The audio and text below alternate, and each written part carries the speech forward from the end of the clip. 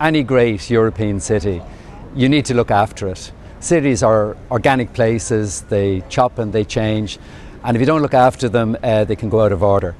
And of course you have to take responsibility. Communities in the city have to take responsibility.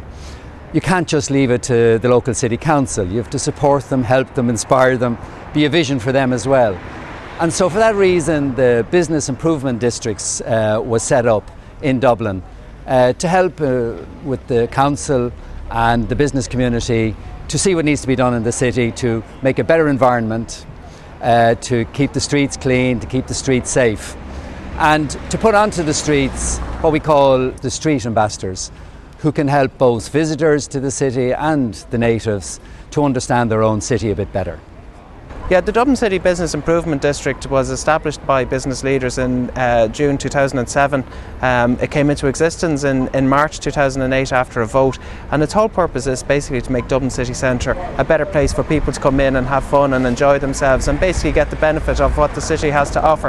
And it has to offer an awful lot if you take into account the size of the area, which we look after is 2.5 kilometres long and 1.5 kilometres wide.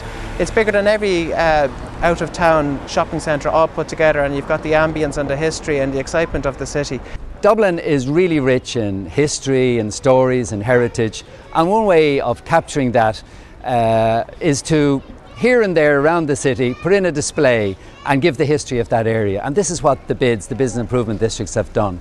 We have put together these traffic boxes with the help of Pat Liddy, where we have a tourist map on one side to help tourists guide themselves around, but on the other side of the box, Pat Liddy has put together some sentences that just outlines why these streets are so special.